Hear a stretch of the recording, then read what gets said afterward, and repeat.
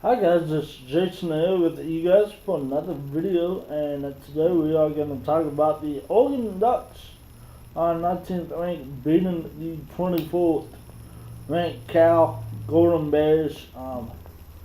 It was a very good game for Oregon in the first half. They jump out to a 28-10 halftime lead.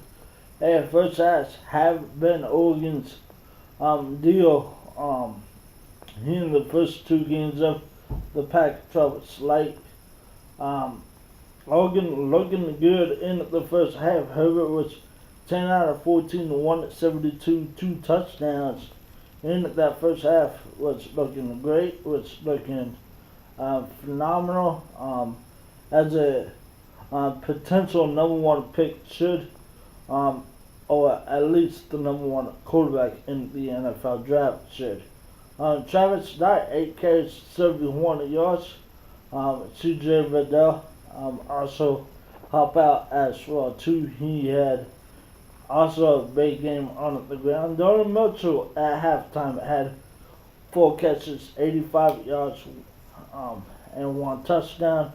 Cal's offense was in the first half was heavy on the running game, since such predicated to the running game. The first drive of the ball game, they really put the offense in a good situation. Second and short, third and short. They had a big drive to open up the ball game, but just settled for 3. Herbert got the ball really quick, found it. Corey Dillon for a touchdown, and Keno Dillon for a touchdown, and Oregon led at 7-3. They led after every first quarter in the season so far. A lot of good things from Oregon in that first half. 285 yards total in that first half. 172 passing, 113 rushing. Cal McLean really separated himself from Graves. Garbage from the quarterback. I wouldn't say competition. They were rotating quarterbacks. Garbage did play in the second half for about a series, I believe, and McLean was pretty decent overall, but in the first half, only 1 for 6 passing, 24 yards. McLean's a good quarterback. He's going to be a good quarterback this season for Cal moving forward. The one knock I would say on him is when he gets antsy in the pocket. I would definitely say when he does, he'll just throw it up into the secondary. Oregon got 4 picks on the day, 2 in each, 1 in the first half and 3 in the second half, I believe. Very good turning over the ball. One that led to a pick assist. Really sealed the 42-24 victory for Oregon. Was Chico Mario returning the ball for a touchdown. A very big play in that first half. It was Oregon leading 21-10. Cal was trying to get points going into the halftime, but McLean stepped back and Lamar Wilson just came around the corner strip. Actually, Jordan Judge stripped them. Wilson recovered for the long touchdown. 20-10. Oregon goes into the locker room with momentum. Oregon coming out. They came out strong in the first half. First play, the first play, Travis Dye ran the ball all the way to the 1-yard line. A couple plays later, CB Alipio ran it in and you're thinking, oh, the demons of Stanford's second half was over. And that was true to an extent. Cal gets the ball right back, trailing, now 35-10 trailing, and they got the ball right back. Took them about 5-6 plays, and they scored it quickly, made it 35-17, and you're thinking, oh, not again, especially if you're a Duck fan. Oh, not again. Oregon gets the ball. On the 5th play, Travis Dye fumbles. And you're like, oh no, here we go. You're looking at the scoreboard, 35-10. Cal gets a touchdown here. They'll make it an 8-point ball game. But 4 plays later, when the Cal gets the ball, they get an INT. Michuki and Maga with his first of his second pick into the end zone. Once again, McLean really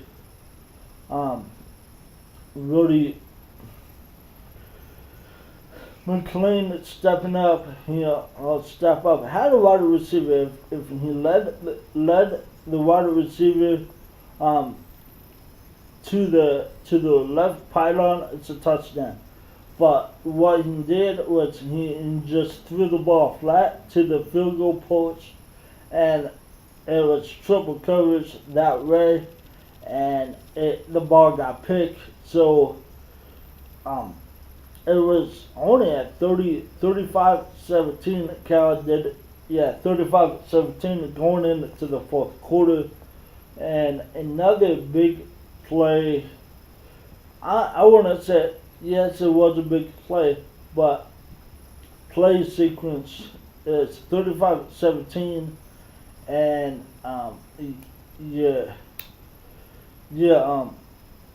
Cal, and you're thinking, okay, let's get a touchdown. 4th and goal. Travis Dye makes a stop one of his 10 tackles, and they came around with nothing. And when Oregon goes down at the field and misses a field goal, should have been 38-17, and the game's still in jeopardy. It's still a 16-18 point ball game. Cal scores on the next drive, makes it 35-24, and it's an 8-point ball game, but it's later in the fourth quarter. Cal's driving. Cal did an onside kick. They didn't get it. Cal used all the timeouts, and Oregon punted the ball. It's 2:20. It's like two and some change to go, and Cal got a pick 6 that made it 42-24, and it just took all the sails out of Cal. This game was closer than the school thought it to be. Oregon's offense only 7 points in the second half, second straight week with 7 points on the board. So it's a 42-24. Hey, you're gonna celebrate every road conference win. Oregon's first road conference win since 2016, when they beat Utah in Salt Lake City. And Cal just pretty much shot themselves in the foot. You can't give up 14 points when your defense is on the field. So that's pretty much it. And whatnot. Let's talk about the stats for a little bit. For the game, Cal got 427 yards, but like I said, 4 INTs really did them in. Oregon didn't turn over. They turned over the ball once, and that was it. So Oregon was +3 in the turnover margin. Passing Oregon had the advantage 225. Herbert didn't really much throw it, only 8 attempts in the second half. Rushing, Cal did run for 241. McLean had 123 of those 241, and Oregon rushed the ball 260. A couple of concerns that I have. Oregon at seven penalties, 72 yards, and the one penalty extended a drive for Cal. Oregon made a stop on it, third down, early in that third quarter, and Cal would have to punt. The game was 35-10 at that point, but a dead ball personal foul extended that drive, and Cal marched it down the field and scored a touchdown. So I want to say Oregon took off the gas. I would like to see Herbert in that third quarter pass the ball more. I'm not saying that Cristobal goes in to sell play calling, or I would say Marcus Arroyo on the offense coordinator. But my Cristobal is that's offensive lineman, and he wants to establish the run of game. And when Herbert did a pass on a couple of third downs that really extended the drives for Oregon, but I think it's part of both. It's the players not executing as well in the second half that they do in the first half. First half, you keep opponents 10 or less, and the second half, Cal this week got 14 points. The Stanford Cardinal a week ago, they got 24 points in the second half. So it's a little bit to consume. I'll definitely keep an eye on it, as much Duck fans will. But like I said, the game in the second half was never within 8 points. Oregon felt like they were in control. I know I did. I shredded a little bit. I was kind of worried at some point, especially when Travis Snyder fumbled, but we got the interception soon after. But saying that, Oregon plays a very good Washington team. It's Oregon's one of the biggest rivalries. Last 2 ball games, Washington has, I want to say, put up over 100 points the last 2 ball games against Oregon, when Oregon scored, I want to say, under 30, so it hasn't been pretty. But the last 2 ball games Washington has faced Oregon was Herbert's first career start, and they faced Burmeister last year. I'm not saying anything about the Washington game, but all I would say is Oregon couldn't make that a ball game. I'm not going to lean Washington's going to win, Oregon's going to win. But I will say this. Washington has a very good defense. They shut down the BYU last night at home. But fortunate for Oregon, they have a bye week this week to have a little bit more time to prepare for Washington. I'll assume that the coaches will watch the UCLA Washington game. Washington is on the road this week. Down in LA, UCLA is probably the worst team in the Pac-12. Definitely in the Pac-12 South. You could argue that Oregon State's the worst team in the Pac-12, just because the defense. Oregon State's offense They run the ball very good. They had a running back I seen that had 200 yards, I believe. Or when I'm gonna look at the stats before I do my weekly recap of the college football landscape. Um, but that's up for Cal. Let's talk about Cal. Um, I would say to Cal, just miss opportunities. You have an opportunity on a 4th and a goal to um, go ahead and kick a field goal or score a touchdown. You come up with nothing, and Oregon just really sauced this game away. I get a pick six, makes it 42-24 the final. Without that pick six, it's an 8-point ball game. So just for Oregon moving forward, second half has to be ironed out.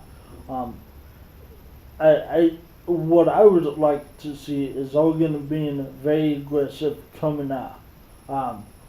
Regardless if they score on the first drive of the second half. Just be very aggressive in the third quarter, because what we have seen when Oregon's very aggressive on offense, one, it fools the defense. The defense plays very good when the offense is playing good. But two, when Oregon's offense is clicking and being aggressive, mentioning the pass and the run, Oregon's very hard to stop. You have a big lead versus Stanford, you choke that away because your offensive play calling just wasn't the same that it was the first half. It's kind of feels like Oregon's not playing to lose, and you can't do that in these comments, especially when it's no easy reads in the Pac-12. You look at Oregon's schedule. You got Washington State. You got Arizona on the road, which every Duck fan hates going to Arizona. I know I do, just because what happened to Dayton and killing Clemens down there. You got a road trip to Washington State. Pullman's always not a good place to play, especially if it's a night game.